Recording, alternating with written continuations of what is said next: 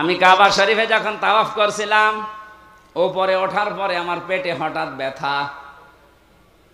এক পুলিশকে জিজ্ঞাসা করলাম, ভাই এতক্ষণ তো ভালোই ছিলাম, 7 চক্কর দিলাম, কিছু হইল না, এ কোন জায়গায় আসলাম, পেটে ব্যথা করছে। পুলিশ আমারে বলছে, ইয়া হাজিউল হজ্জা তাই না বিলাদুকা, ও হাজিবার দেশ কোথায়? যে তুমি বাংলাদেশ থেকে এসেছি। ওনার ভাষা দিয়ে আমারে বলছে, আপনি জানেন না এটা কোন জায়গা? না তো, আবু জাহেলের বাড়ি। আপনি এখনো পায়খানা না করে দাঁড়িয়ে আছেন, তাড়াতাড়ি করেন। সত্যি কথা বলছি, পায়খানা করে দেখে আমার পেটের ব্যথা ভালো হয়ে গেছে। আল্লাহ আমাকে যেন জানাতে চাচ্ছিল, হামজা ওই সময় 3.5 লাখ টাকা লাগতো 16 সালে। এত টাকা খরচ করে আসলে আরো শয়তানের মুখে পায়খানা না করে চলে যাওয়া, তাড়াতাড়ি করো। পেটের ব্যথা দিয়েছিল কে? কথা বলেন না কেন? এত দামি জায়গা কাবার পাশে। আমার মনে হয় কাবা শরীফ থেকে আবু জেহেলের বাড়ি কাছে, এরপরে নবীর বাড়ি, তাই না? কাবার পাশে যে জায়গা, তার দাম বেশি না কম? বেশি। মানে আপনি এখন 1 কাঠা কিনে দেখেন তো,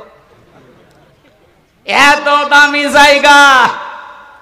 আল্লাহর কোরআনের বিরুদ্ধে যাওয়ার কারণে, কোরআনের বিরুদ্ধে অবস্থান নেওয়ার কারণে ওর বাড়ি যদি পায়খানা হতে পারে, এদেশে যারা জালেম, কোরআনের বিরুদ্ধে যারা অবস্থান নিয়ে আল্লাহর বর্ণিত ইব্রাহিম বাদ দিয়ে অন্য কাউকে যারা বসাতে চেয়েছিল, আমার তো মনে হয় ওই বাড়ি ঘরগুলো এখন বিশ্ব আন্তর্জাতিক টয়লেট বানানো দরকার।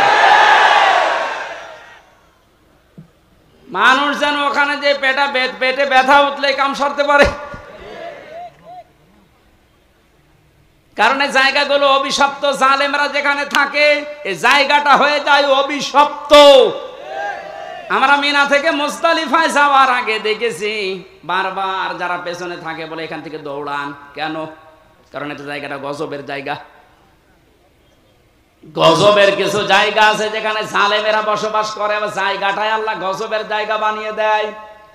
আর আমার তো মনে হচ্ছে এই দেশটায় যারা জুলুম করেছে, 1734 জন মানুষ ছিল মেন দায়িত্বে, এদের অধিকাংশ বসবাসের জায়গাগুলো এখন গজবের জায়গা।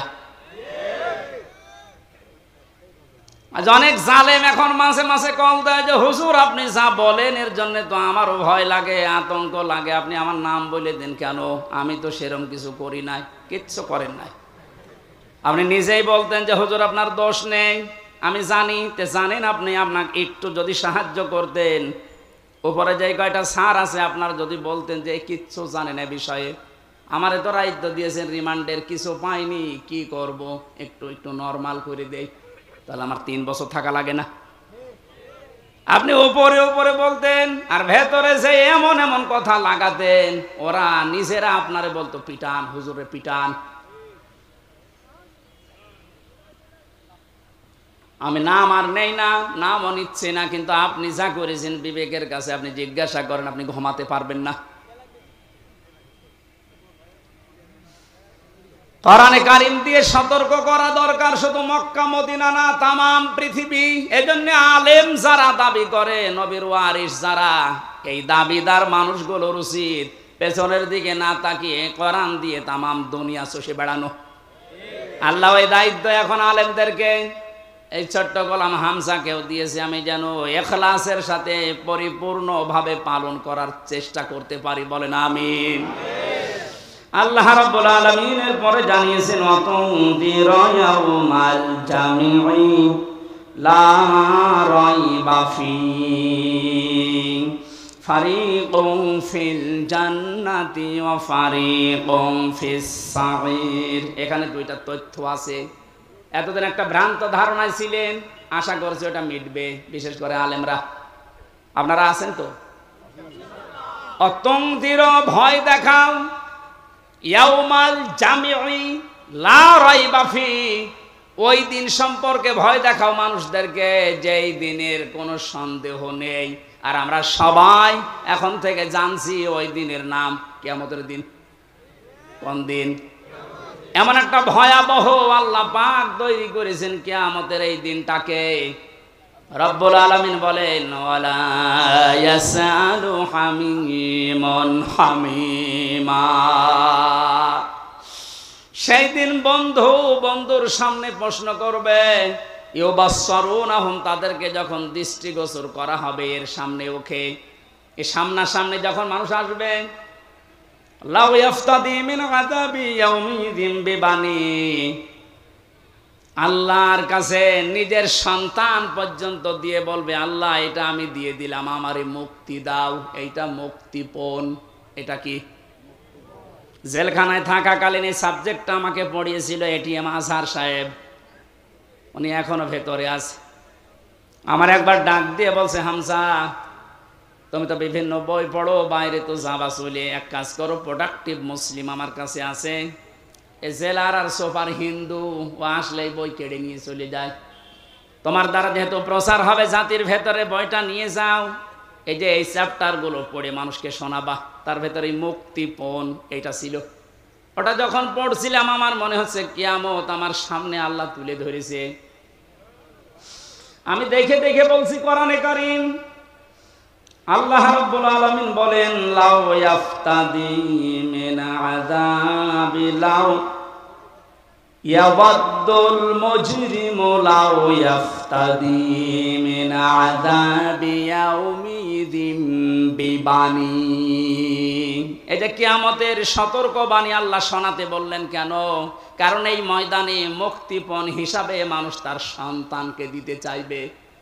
আয়াতটা পড়ার পরে আমার ওই ছোট মেয়েটার কথা মনে হচ্ছিল, ওরা আমি 7-8 মাস রেখে এসেছিলাম, এখন বয়স প্রায় 4 বছর। মাঝে মাঝে ওর কথা মনে হতো, আমি যেহেতু যোগাযোগ বিচ্ছিন্ন ছিলাম, ভেতরে কোনো যোগাযোগ ছিল না। ফাঁসির কন্ডেম সেলের ভেতরে 24 ঘন্টা তালা লাগানো, এদিকে 2.5 হাত, এদিকে 3.5 হাত, 24 ঘন্টা মনে হতো জিন্দা কবরে বসে আছি। যখন এই বইটা পেয়ে আয়াতটা মিলাচ্ছিলাম, আল্লাহ কিয়ামতে কি এমন তৈরি করবা যে আমার ওই ফারিহাকেও তোমারে আমার দিয়ে দেওয়া লাগবে, যে আল্লাহ মুক্তিপণ দিলাম, না এটা আমার বিশ্বাস হচ্ছে না। কি এমন ঝালঝালা অবস্থা পয়দা হবে, আপনি নিজের সাথে এবার মিলান তো, যে আমার মতো হামজা, আমার সবচাইতে প্রিয় যেটা আল্লাহ রসুলের পরে আমার মা বাবার চাইতেও আমার কাছে প্রিয় এই ফারিহা, ওরে পর্যন্ত বলা লাগবে আল্লাহ একেও দিয়ে দিলাম, তুমি আমারে বাঁচাও। আল্লাহ এতটুকু শেষ করেননি। আপনি কথা শুনতে যেমন সহজ মনে হচ্ছে, বাস্তবে কি প্র্যাকটিক্যাল লাইফে এত সহজ হবে এটা? সব চাইতে আমি বললাম আল্লাহ রসুলের পরে আমি পৃথিবীতে সব চাইতে বেশি ভালোবাসি আমার ছোট মেয়েটাকে। বড়টার প্রতি অত মহব্বত এখন আর নেই, ছোটটার প্রতি যত বেশি। অথচ আল্লাহ বলেন, বিবানি তোর এই ফারিহাকেও বলবি যে আল্লাহ দিয়ে দিলাম, তুমি আমারে বাঁচাও, এরে যা করবা করো। বাস্তবে আপনি দেখেননি এই বন্যায় কত মানুষ ভেসে যাচ্ছে, অথচ নিজের 2 মাস 5 মাস 1 বছরের বাচ্চাকে বুকের উপরে নিয়ে নিজে ভাসতে ভাসতে মরে গেছে। বাচ্চা বেশি আছে, এই কথা বলছেন কেন? এত বড় কঠিন বন্যায় নিজের জীবন দিয়ে দিলেও তাও বাচ্চাকে বাঁচিয়ে রেখেছে তক্তা হয়ে। আর আল্লাহ বলেন, না এমন অবস্থা করবো তোর ওই ফারিহাকে বলবে আল্লাহ তুমি তাড়াতাড়ি এরে নাও, আমারে বাঁচাও।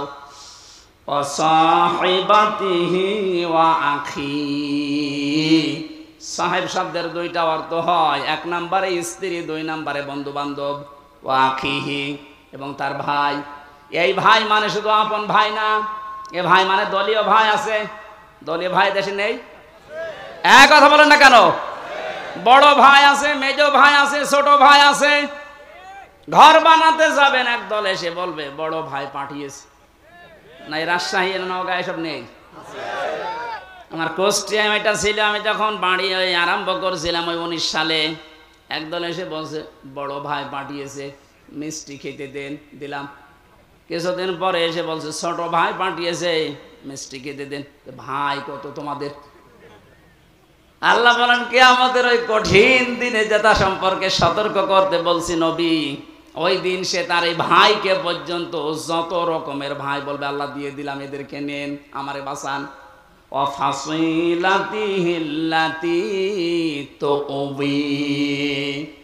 তার নিজের জ্ঞাতি গোষ্ঠী, দলীয় লোক সব দিতে চাইবে।